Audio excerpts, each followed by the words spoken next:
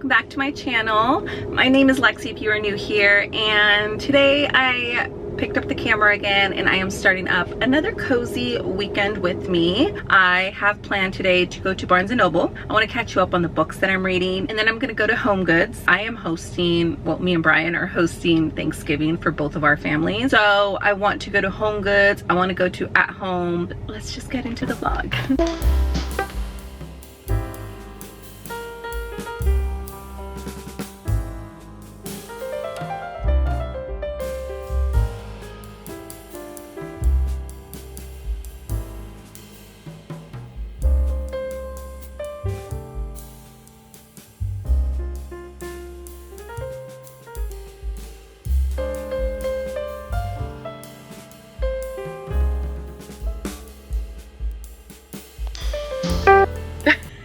Home Goods is really good. Obviously all their Christmas stuff is out, so I picked up some Christmas decor. So I'm gonna do a haul in this vlog.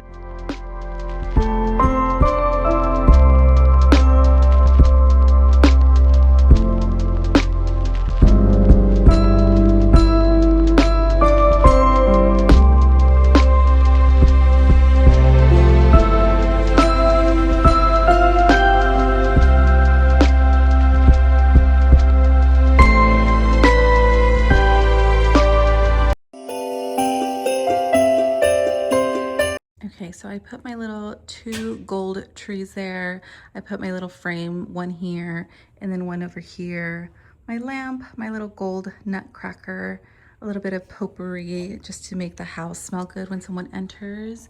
And that's my little gold entryway. So I like to have little color schemes throughout my house. So as you saw, my entryway table, I had a little bit of pops of gold with red and green. And then in this room, I really want to stick to just classic red and dark green colors.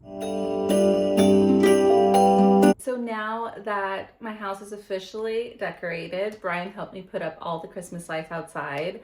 I think I'm just gonna spend the rest of the day wrapping up some work things, and then I really want to get some reading in. So because I want to get some reading in, I thought I should walk you through some of the books that I have been reading and what books I am reading right now and the one that I'm gonna read. Let's start off with, I believe I was reading this one in my previous vlog, which was like a fall themed cozy vlog. This book is called The Great Big Beautiful Life by Emily Henry.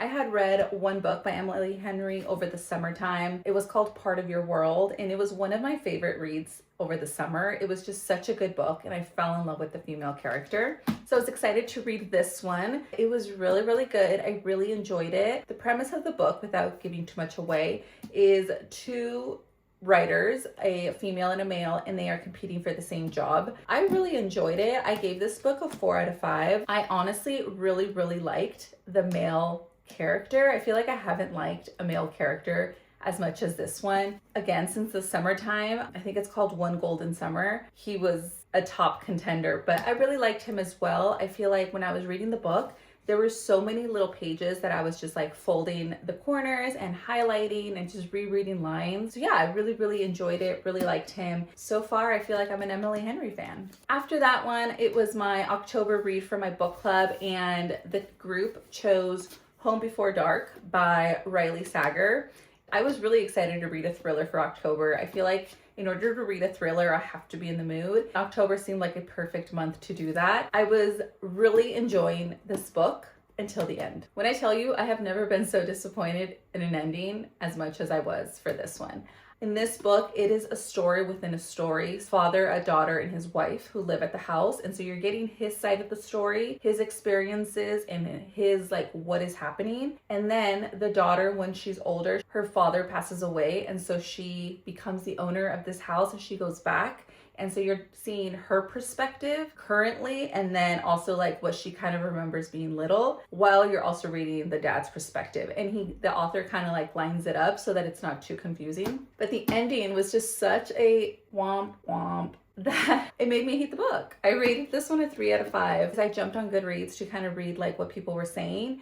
and people were loving it. They thought it was like the best ending ever. So it left me a little confused. It kind of left me with a big question mark. So if you've read this book and there is something about the ending I'm missing, let me know in the comments. So I finished that one in October. Our book club was around mid-November, so I had like some downtime. So I started The Christmas Tree Farm. This is a continuation from The Pumpkin Spice Cafe, which I read. This is book number 3, so I accidentally skipped book number 2. So I'm gonna go back and read that one after I'm done with this, but it's a really cute read, very easy. I haven't finished it, but my first thoughts are I hated the female character. Wow, I couldn't stand her. I literally almost stopped reading the book because I was just like, she was making my skin crawl. But then we got to a point where they told us her age and she's 23. So then I was like, okay, I'm 33, so maybe that's why I couldn't stand her. How was I thinking when I was 23? I started to understand her a little bit more. So I'm really, really glad that the author shared her age, because the couple from the Pumpkin Spice Cafe, which I really liked them, they are kind of popping in here. The female from the Pumpkin Spice Cafe, it's her brother's story. Very, very cute. Hopefully I'll finish this one soon. For my book club, which I am really, really behind on, I really should get started on this soon. We wanted to read a holiday read, and that book is 'Tis the Season for Revenge. This book is by Morgan Elizabeth, and it looks like it's also a series. Excited to see what this one is like. I will keep you posted. It's beginning to look a lot like